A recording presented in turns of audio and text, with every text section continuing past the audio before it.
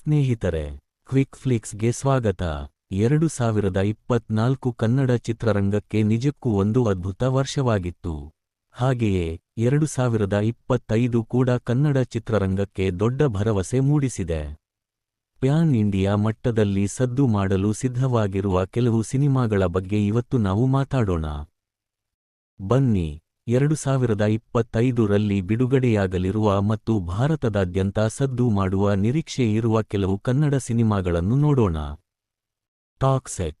ಮೊದಲಿಗೆ, rocking star Yash ಅವರ toxic. Geetu Mohandas ನಿರ್ದೇಶನದಲ್ಲಿ ವೆಂಕಟೇಶ್ ನಾರಾಯಣ್ ಅವರು ಈ ಚಿತ್ರವನ್ನು ನಿರ್ಮಿಸುತ್ತಿದ್ದಾರೆ.